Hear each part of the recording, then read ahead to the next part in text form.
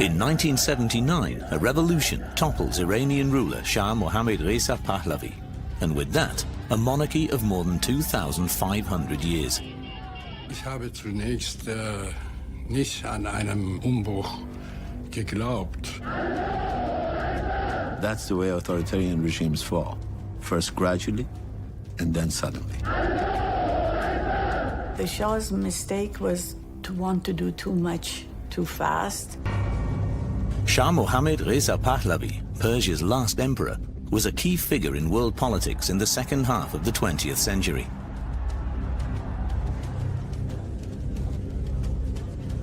His fiercest opponent, Ruhollah Mousavi Khomeini.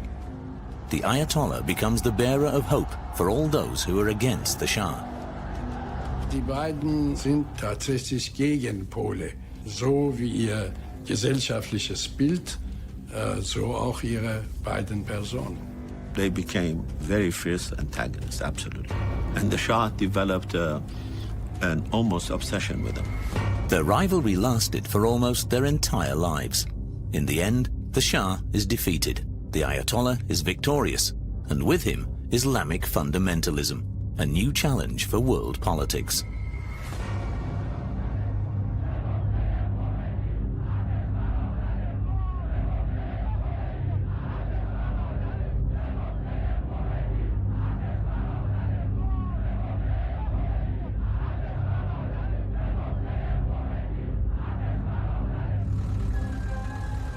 In September 1941, a young man becomes the new ruler of Iran. At just 21 years of age, Shah Mohammad Reza Pahlavi is sworn in as the new head of state in the Iranian parliament, in the middle of the Second World War.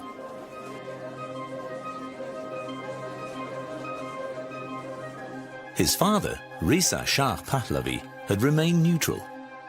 But he made no secret of his sympathies for the Nazi regime. The Allies demanded his resignation.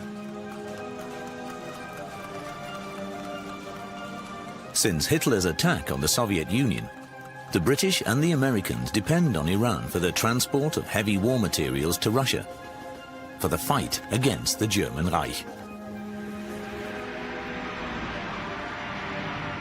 Als der Vater nach seiner Abdankung Iran verlassen hat, blieb Mohammad Reza zurück. Also der Vater Reza Shah hat ihn auch zurückgelassen, hat eben auch gesagt, du musst das hier übernehmen, du bleibst hier. Mohammad Reza had been prepared for this task by his father from an early age. Among his siblings, he has a special role as crown prince. His father selects his playmates and sends him to a Swiss elite boarding school to give him a Western education.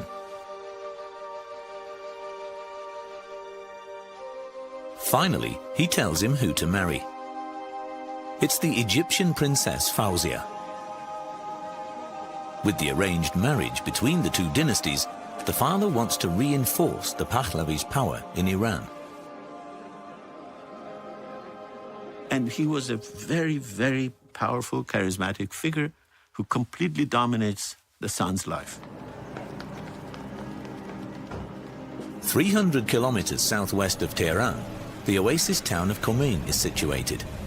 In 1902, Ruhollah Mousavi Khomeini is born in a house on the outskirts of that town, the youngest of 6 children. He never meets his father. His father is murdered when he is 5 months old under suspicious circumstances. Khomeini will later hold Reza Shah accountable. Until the end of his days, Ayatollah Khomeini thought that Reza Shah personally had intervened and to save the murder. That was that bitterness left in him, because in his writings, every now and then he says, those whose fathers have been killed by Reza Shah. Khomeini grows up without a father. This will impact him all his life. His mother takes Khomeini to a wealthy aunt who makes sure he receives a good education.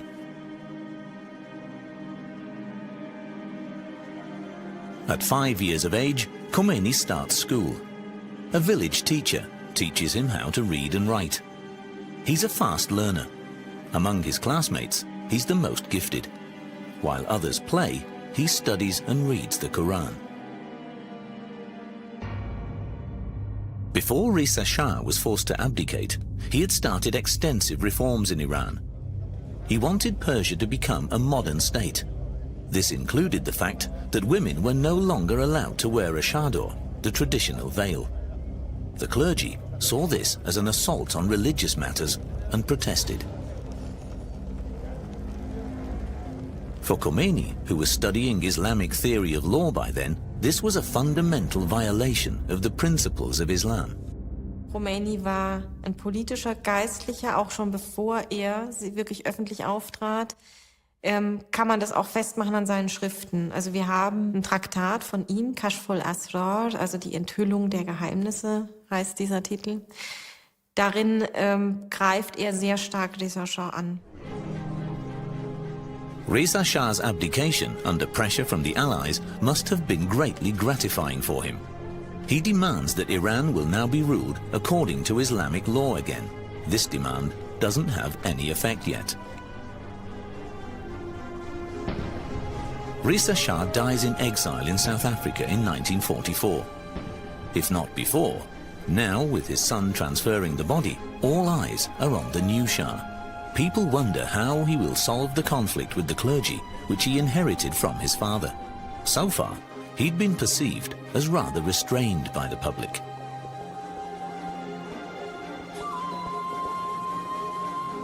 As Shakespeare says, some have greatness thrust upon them and some seize greatness. Mohammad Reza Shah had the monarchy thrown upon him. And there was a big difference with someone who goes and grabs power and creates the modern state with someone who was essentially a reluctant king. The young Shah acts surprisingly resolutely. Like his father, he wants to modernize state and society, but end his father's confrontational course with the clergy.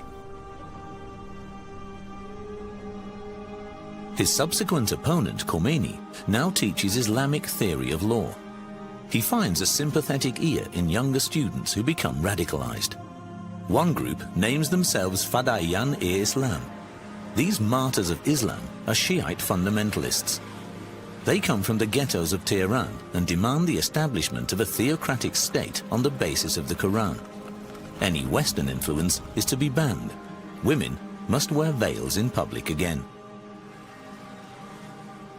Within a couple of years, they really became very important because first of all, they assassinated a top intellectual, Mr. Ahmad Kasravi, who campaigned against Islam as a whole. Then they proceeded further and assassinated the Prime Minister, General Razmara. And Khomeini was the cleric who gave them clerical cover. Because, you know, in Islam, or at least in Shiite Islam, you can't just go and kill somebody unless a clerical authority writes a fatwa, as, for example, like Khomeini wrote against Salman Rushdie. In early 1949, there's an assassination attempt on the Shah as well. It was probably carried out by a terror group, but this has never been proven. The Iranian parliament blames the Moscow-following Tudeh party and bans it. This comes in useful for the Shah, for communist ideology is equally as suspicious to him as is radical Islam. His political path is directed towards the West. I'm looking forward with the keenest anticipation to all that I have to experience here in the greatest of the democracies in a free world. In November 1949, the American President Harry S. Truman and the American people welcome Shah Mohammad Reza exuberantly. But not exactly selflessly. They want to secure access to the huge oil reserves in Iran.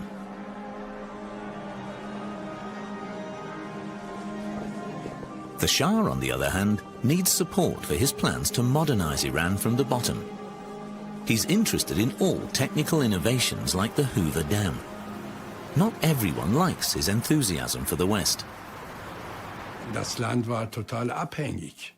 Der Schah war abhängig von den Amerikanern und von den Briten. Und wir wollten ein unabhängiges Land haben. Ein Land, das sein Schicksal selbst in die Hand nimmt, selbst entscheidet.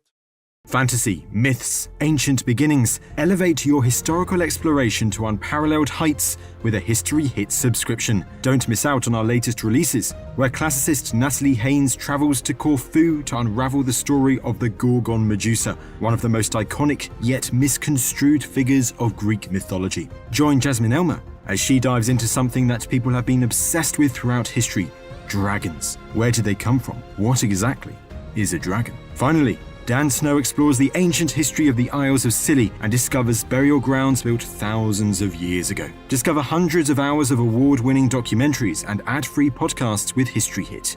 Sign up for a special offer via the link in the description. The global economic boom after the war requires fuel. Oil. In Abadan, near the Persian Gulf, the world's greatest refinery is built. Since the beginning of the 20th century, oil production had been mainly in British hands. In Iran, the Anglo-Iranian Oil Company is like a state within a state. When the Iranian parliament decides to nationalize the oil industry in March 1951, Great Britain pulls the oil plug on Iran. Many British experts have to leave the country. The takeover of the oil facilities by a national company is cheered on boisterously, but the oil embargo soon forces the country's economy to its knees. Extremist parties like the Communist Tudeh party take advantage. They become very popular. The Shah temporarily flees into exile, out of the line of fire. The mullahs and their followers, and different political groups like the communists who aim for the abolition of the monarchy and a people's republic, fight for dominance in Iran. The Shah only manages to stay in power through the intervention of the USA. The American Secret Service, CIA, supports him with a lot of money and helps him to establish his own secret service, the SAVAK. Our Shah became a kind of Roman Caesar.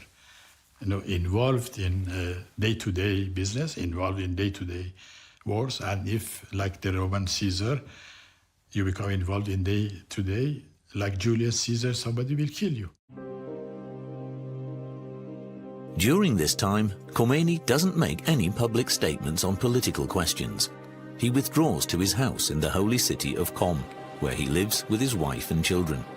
Only his most dedicated followers come to see him, but they don't say a word about what Khomeini discusses with them either. In solitude, the clergyman continues his work on his ideas for the Islamization of the Iranian state, discreetly but with confidence. He is extremely confident when he meets the Shah in person. On behalf of the Grand Ayatollah, Khomeini asks the Shah to pardon one of the assassins from the terror group Fadayan-e-Islam, successfully. The Shah definitely wants dialogue with the mullahs. He keeps going on pilgrimages to Mecca in Saudi Arabia, Islam's central pilgrimage site. As a Muslim, he shows respect for Islam and accepts the religious authority of the imams.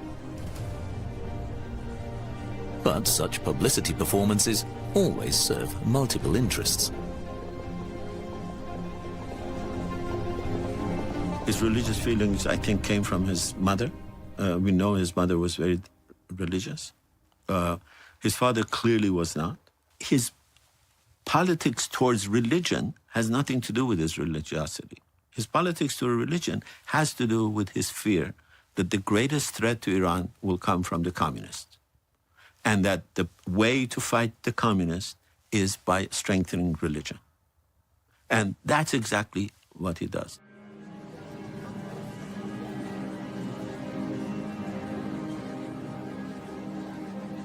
Any ally in the fight against the influence of the Communist Soviet Union is fine with the Shah.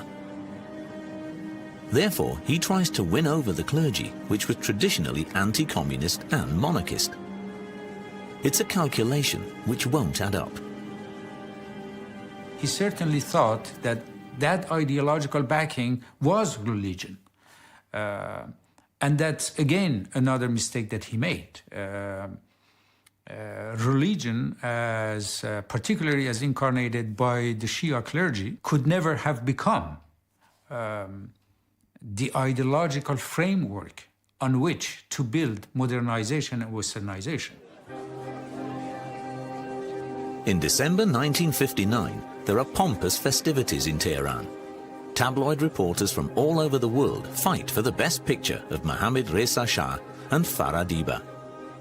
After 2 divorces, the new queen needs to produce the desired successor to the throne so that the Pahlavi dynasty can live on. Farah Diba becomes an influential woman at the side of her husband. She also accompanies him on his trip to America in April 1962, where the couple are received frenetically.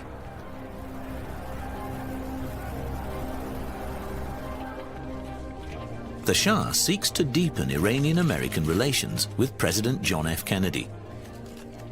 Both agree that only a strong military can fend off the latent threat of the Soviet Union. Arming Iran is a done deal. For the Americans, it's a valuable business. Weapons for oil.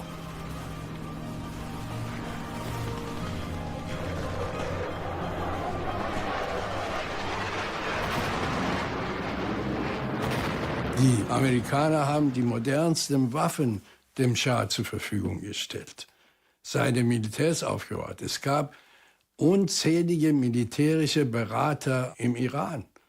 Die haben bestimmt, was gemacht wird und was nicht gemacht wird. Und alles, was sie gemacht haben, diente bestimmt nicht der Demokratie. In the 1960s, Iran was still a developing country. Most of the people were farmers without their own land.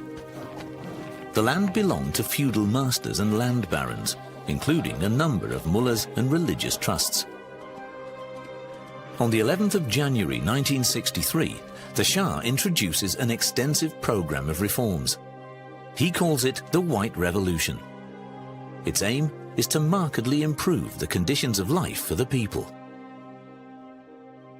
انقلاب سفید موقعی که علازت تصمیم گرفتن واقعا تصمیم و فکر خودشون بود، برای اینکه همونطور که گفتم ایشون میخواستن مملکتشون، هموطنانشون پیشرفته بشن، جلو برن.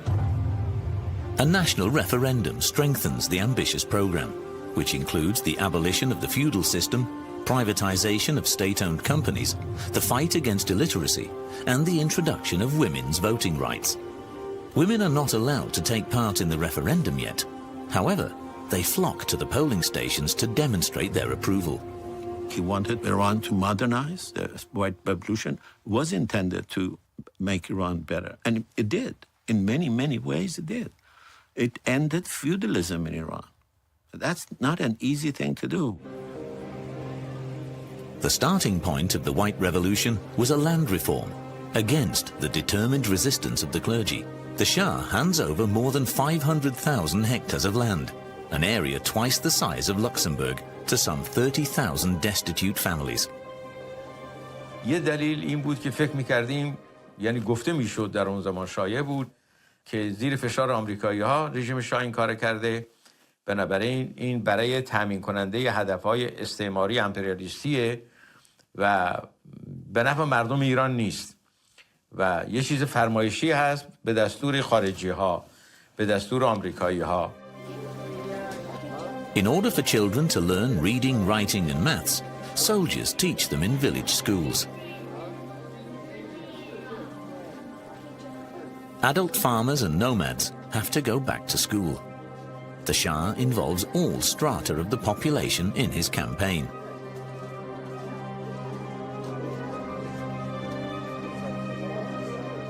Es gab eine Armee zur Alphabetisierung und nicht tatsächliche Bildung. Und ich meine, es ist gut, wenn die Leute alphabetisiert sind, aber Alphabetisierung bedeutet nicht politische Bildung. Das ist ein sehr großer Unterschied. Und politische Bildung wurde überhaupt sowohl an den Schulen als auch an den Universitäten verboten. Khomeini takes on the role of a mouthpiece for a group of mullahs who reject this policy as pro-Western. در اون زمان آیت الله خمینی عنوان فردی شمرده میشد که این خواسته های مردم رو، خواسته های معترضان و مخالفان رو بازگو میکرد و با شجاعت و شهامت اینها رو پیگیری میکرد. از این جهت هم ما از آیت الله خمینی حمایت میکردیم. Khomeini war zu der Zeit, als er dann wirklich öffentlich auftrat, eben nicht mehr der junge Geistliche, der vorher war in Rom, der sich über Reza Shah beschwert hatte, der sich dann eben auch zurückhielt aus Respekt vor seinen Lehrern, sondern zu der Zeit war er dann eben auch schon Großayatollah, hatte sich dann eben auch schon eine ansehnliche Anhängerschaft versammelt und konnte dann natürlich auch, hatte ein ganz anderes Mobilisierungspotenzial. Khomeini takes advantage of his gain in power. He abandons his hitherto withdrawn position and openly opposes the Shah's politics. For the first time, he publicly warns him not to carry on with his father's ways. Khomeini sent a couple of letters directly addressed to the Shah, and the Shah gave a couple of speeches directly responding to him. I've quoted those at length in the Shah book, and they're remarkable. Khomeini, for his defiance, telling the Shah, boy, don't do something so that I throw you out of the country like your father. And the Shah saying these little, the word is like ants, like who survive in feces. We're not going to let them rule this country. Strengthening the role of women in Iranian society is an integral part of the White Revolution.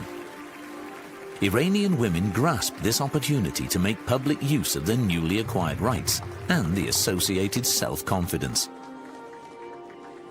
Women can not only vote now, they can also become political candidates. For Iranian women, this is a milestone on their path to emancipation.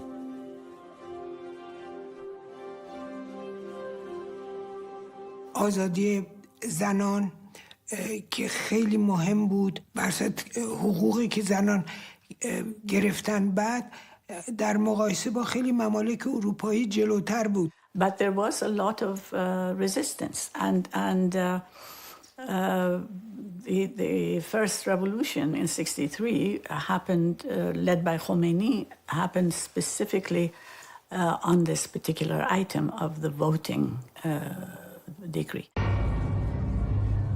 For Khomeini and his followers, the new role of women in politics and society is a threat to the foundation of their faith. They mount a counterattack.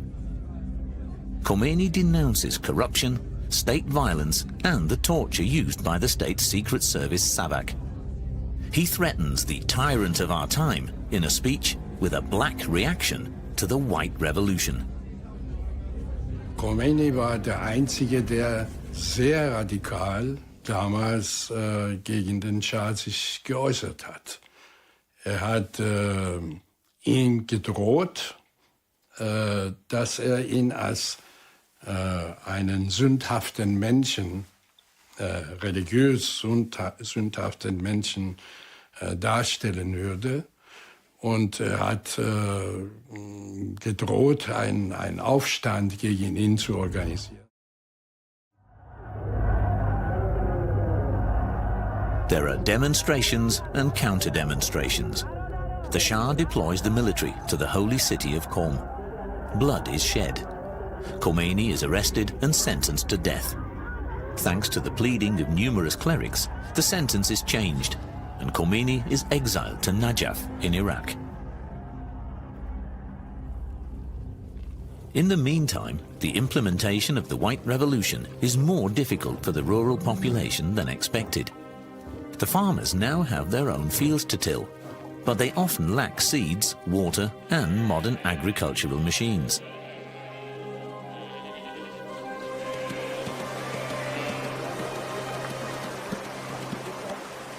نتیجه این شد که این اصلاحات ارضی سبب شد که روستایی‌ها در ده نمیتونستن بمونن، راهی شهرها شدن، راهی شهرستان شدن، راهی تهران شدن. بعد در تهران هم چون اینا در داخل شهر نمیتونستن زندگی بکنن، آمیدان حاشیه نشین شهرها شدن. و همین حاشیه نشین ها بودن در دوره انقلاب جزو سربازان انقلاب شدن. If you're going to end feudalism and you're going to bring millions of people into the city, you have to be prepared for it. You have to think, who is going to teach these people the political rules of the new game? And then he made it impossible for anyone other than the clergy to have a political organization in Iran. At first, Khomeini completely secludes himself in his exile in Najaf, a stronghold of Shiite Islam in Iraq. At 60, he believes he's finished. He's isolated. Many Iraqi scribes don't want to have anything to do with his political activities. He immerses himself in his studies of the Holy Scriptures again. He only communicates with very few of his pupils to stay abreast of the situation in Iran. One of his few pillars is his family, who have followed him into exile.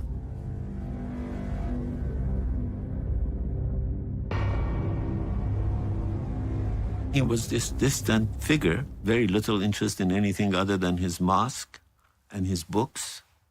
He never went once 2 blocks from his house the other side to see a river. He went to his mosque and came home for 14 years. Meanwhile, in Iran, in October 1967, the Shah continues the grandeur of the old days. The Shah had always stressed that he wanted to achieve something for his country before ascending the peacock throne with all honors. Now, he has himself crowned emperor in Tehran.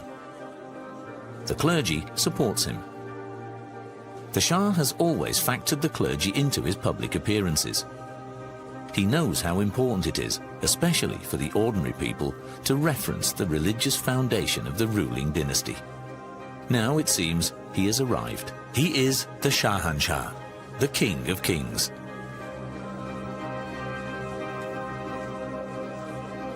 And he also crowns his wife Empress, something that has never happened before in Persia's long history.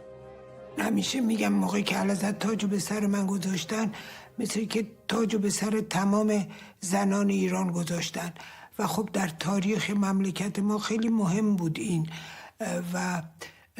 و راستش من اینقدر فکر نمی کردم که من مهم شدم. میدونید واقعا فکر می کردم که یه کاری برای پیش بردن و احترام به زنان. In May and June 1967, the glamorous couple is on a state visit in West Germany.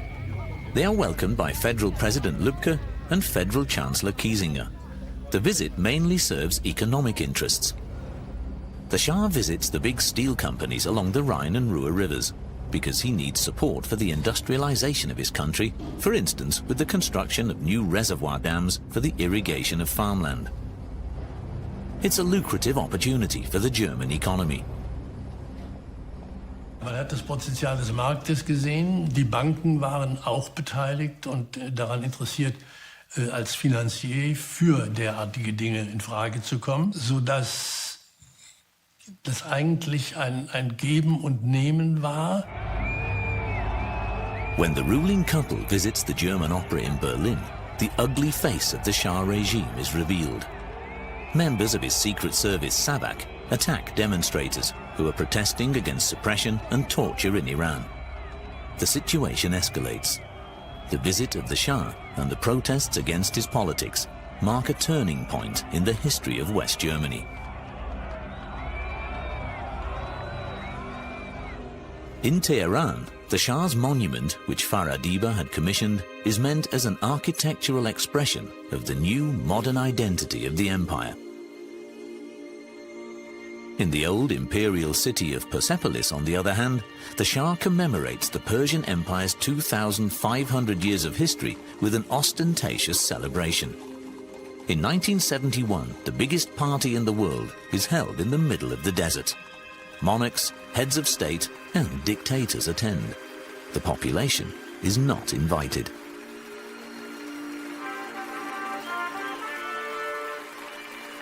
It was one of those things that the intention was well, but the execution went so much in exaggerated way, mixed with cronyism and corruption, that I think it backfired on him.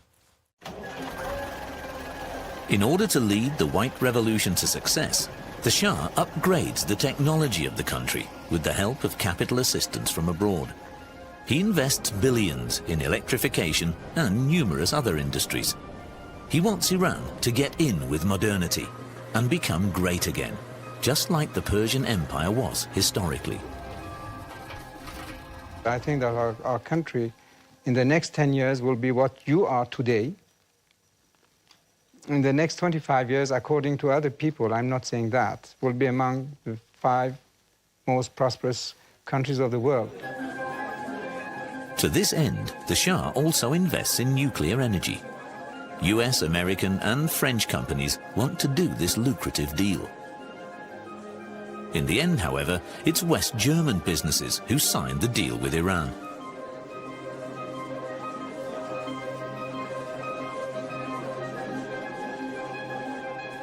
Natürlich waren wir stolz, dass wir den Auftrag bekamen, das erste Atomkraftwerk im Iran zu bauen, also Siemens KWU.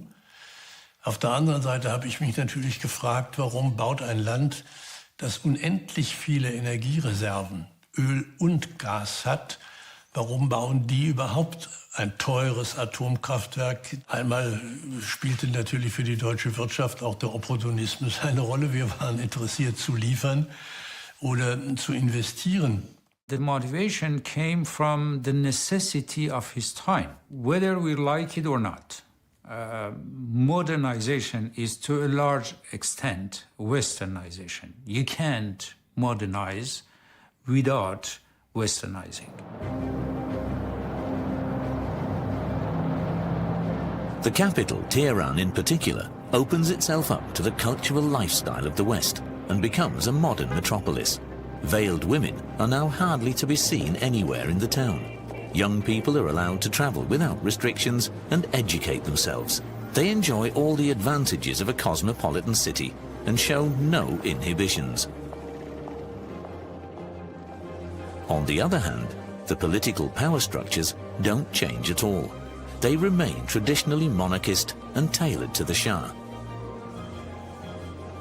Wollte alles alleine entscheiden. Und das war der Fehler, der erstens alle Misserfolge, die er hatte, erklärt und letztendlich auch das, was zu seinem Ende geführt hat. و وزرای شاه جرأت نمی‌کردند به شاه بگویند وضعیت اقتصاد کشور خراب است. اینا همه ناشی می‌شد از این تغییر از بالا، اونم به شیوه استبدادی که پر از فساد بود و جنایت‌ها و کشتن روشنفکران، فراری دادن روشنفکران و خیانت، به لحاظی که ایران رو زیر سلطه بیگانه نگاه می‌داشت. In contrast, in Najaf in Iraq, time seems to have stood still. Khomeini holds lectures for a small circle of students. He thinks about what an Islamic legal system could be like, with the clergy taking on a leading role. He condemns the shallowness and pure sensual pleasures of the West, attacks the colonial powers and Israel, and demands the end of separation of politics and religion. The transcripts of the lectures are published in a book about the Islamic State. I think I was one of the maybe first people to read it. I was shocked by it. But I, like a lot of other simple people like me, thought this would never work. This is a medieval idea. Iran, that has had a constitutional revolution in 1905-07, is not going to let the clergy come and cut off people's hands in public squares. And it's not going to let the clergy rule because they know Sharia. I was wrong, as were a lot of other countries and forces. In Iran, this book about the Islamic State is not published, but banned.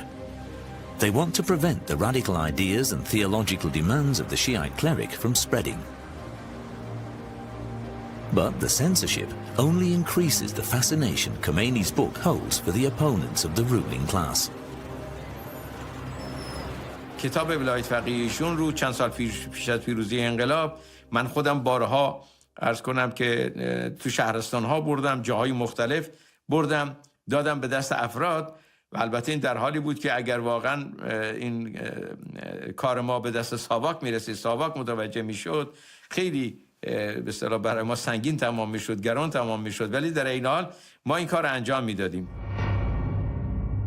Those who politically oppose the Shah's regime face imprisonment in the Iranian Secret Service SAVAK's prison, where torture and executions are daily fare. This was one thing the students had demonstrated against when the Shah visited Germany. There is no getting out of the dreaded detention center, which was built by German architects in the 1930s.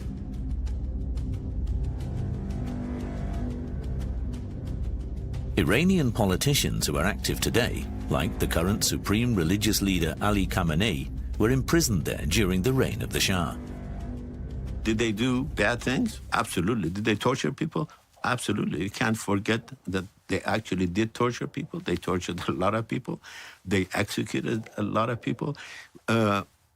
But the opposition was also very successful in exaggerating the number of people who were in prison.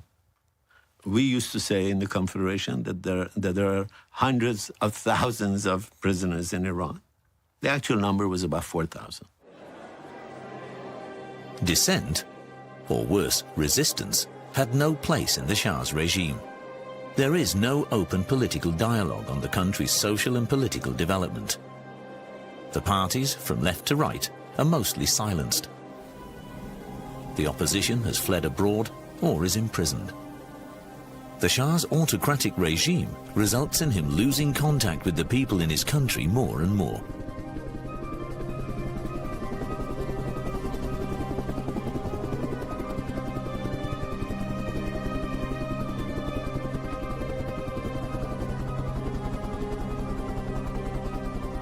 Das Land entwickelt sich nur dann, wenn die Menschen eine gewisse Autonomie bekommen. Das heißt, wenn sie das eigene Schicksal selbst in die Hand nehmen. Das ist ein Prozess der Demokratie. Ohne Demokratie, ohne Teilnahme der Bevölkerung läuft nichts. For instance, the dealers on the markets play an important social role in Iran. Millions of people come and shop with them every day. The Shah, however, doesn't really take the bazaris, the market dealers, into consideration in his politics of Westernization.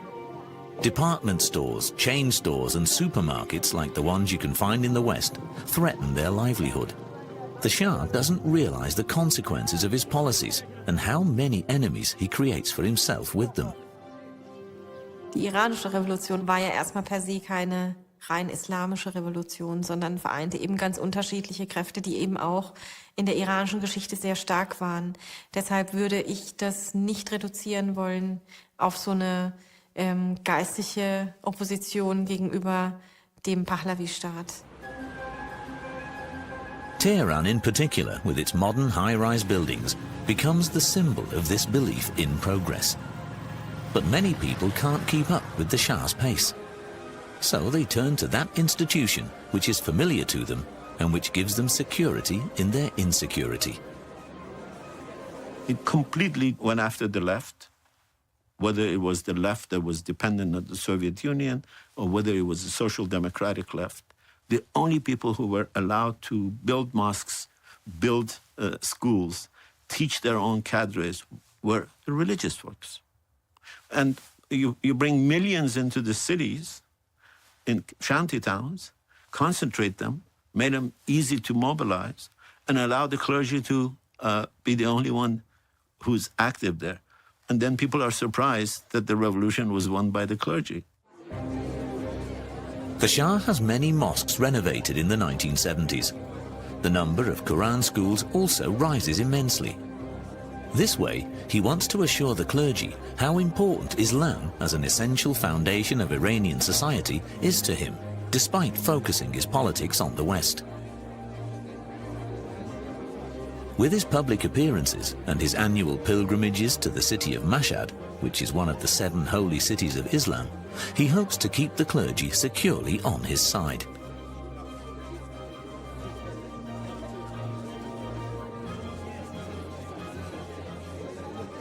He saw religion as his last line of defense. He saw religion as his most powerful stronghold within the country. And that's where he made a massive miscalculation, massive strategic and ideological and political miscalculation, because what he thought of as his most powerful stronghold and backing turned out to be his most fatal and dangerous enemy.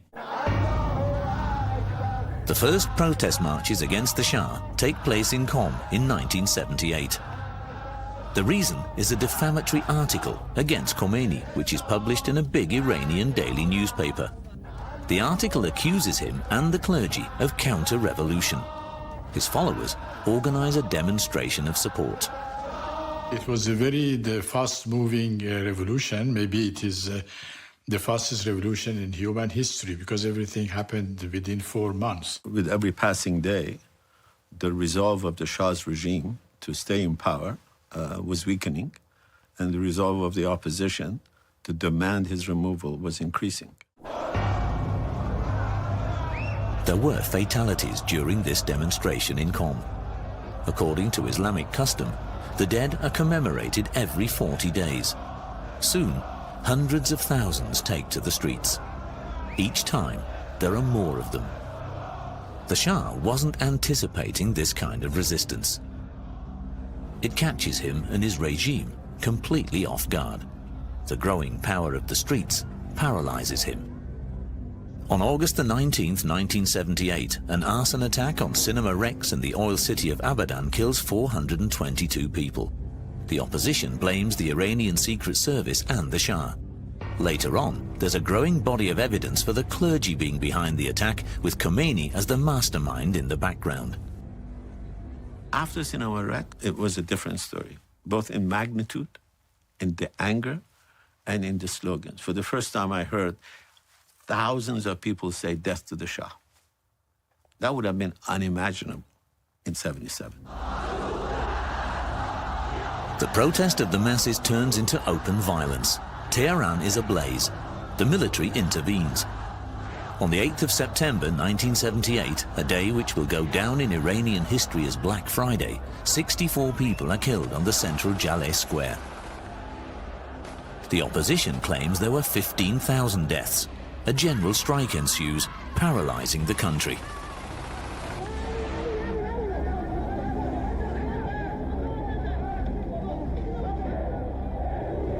Der Schah verfügte über ein starkes Militär und Geheimdienste und dergleichen mehr.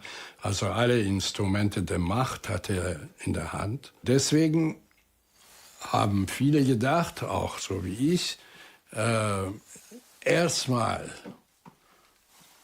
versuchen wir mit Khomeini das Regime zu stürzen, danach wird man schon mit ihm fertig werden. At the behest of the Shah, the government declares Khomeini a persona non grata. He's forced to leave his exile in Najaf. His confidants advise him to leave for Europe, which he declines at first. What is he to do in a non-Islamic country? He is wrong. When he goes to Neauphle-le-Château, a little suburb of Paris, thousands of his followers from all over the world flock there. Western politicians and intellectuals like Jean-Paul Sartre, Michel Foucault, and François Mitterrand also support Khomeini. In France, he suddenly finds himself the center of the global public. He was suddenly catapulted into an international celebrity and was much more clever than the Shah, the British, the Iranian opposition gave him credit for. Because initially the idea was that they would send him to Neuf-le-Château, and he would become an embarrassment. He would say reactionary things and would frighten people. Well, he didn't say the reactionary things. He was very careful. He never once, in 10 interviews, never once mentioned the word velayat faqih. به جای شاه یک حکومت عدل اسلامی، حکومت دموکراسی به تمام معنا، حکومت مستقل و ایران مستقل میخوان درست کنن. Khomeini mentions none of the radical ideas he expressed in his book on the Islamic State. Since his writings are banned in Iran and unknown in the West, no one can confront him with them. His speeches against the Shah are recorded and distributed in Iran. ما به هر شکلی که بود این بیانیه‌ها و اطلاعیه‌ها رو به این ور و ور پخش می‌کردیم، نوار کاستش این ور و ور می‌بردیم پخش می‌کردیم و خب اینها نوارهای کاست تا عمق روستاها هم می‌رفت. The generals in Iran are waiting for the Shah to give them the order to crack down on the insurgents. But he is weakened by cancer and doesn't signal anything of that sort. The military is perplexed and backs off.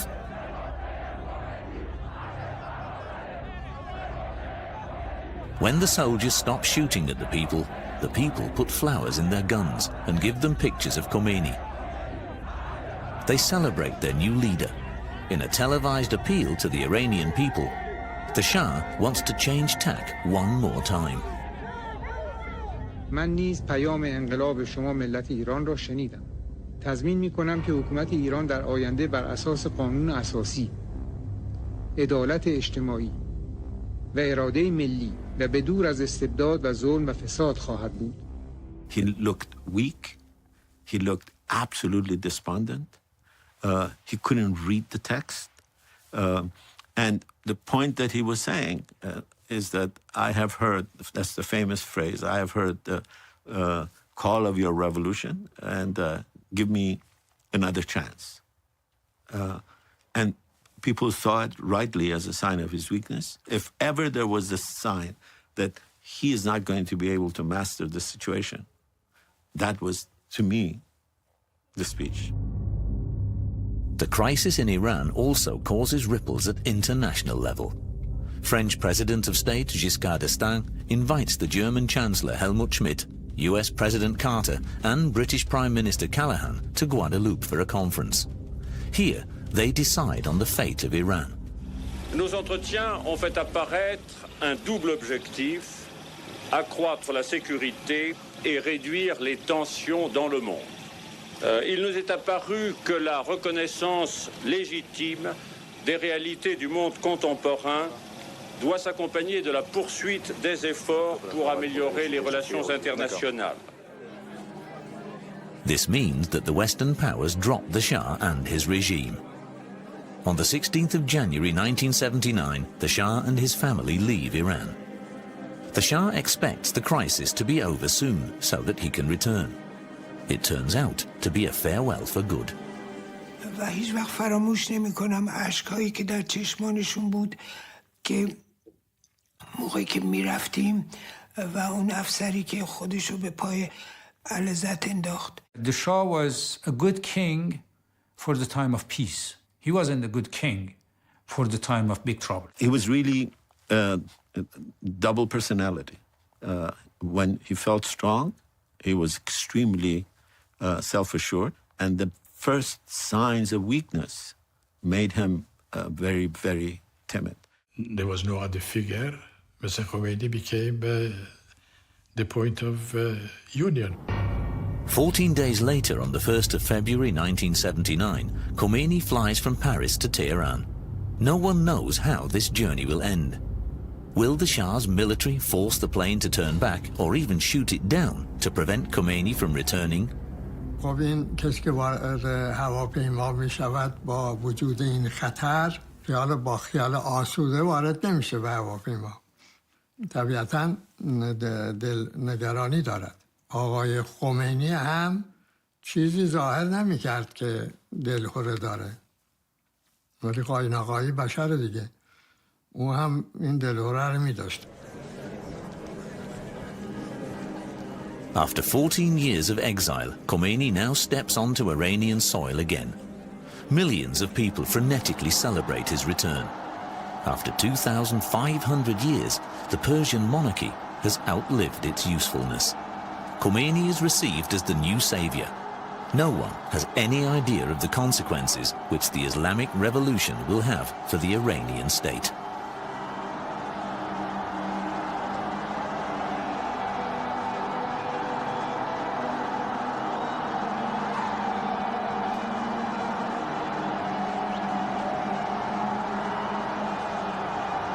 Virtually all our intellectuals supported Khomeini, from right to left, including those who had supported the Shah.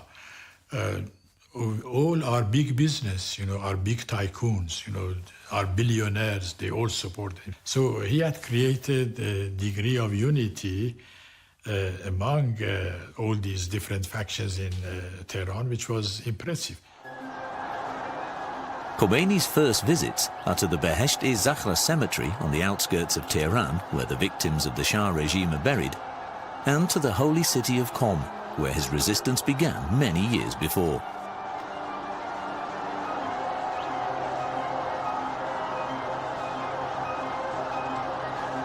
The confrontation between these two could be summarized to the confrontation of two opposing will.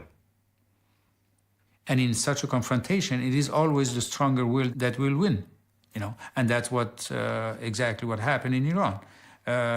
Khomeini's will was far stronger to conquer power than the Shah's will to keep power. After an odyssey through several countries, the Shah dies of terminal cancer in Cairo on the 27th of July 1980. He lived to be 60 years of age. His body is buried in the Al-Rifai Mosque in the Egyptian capital.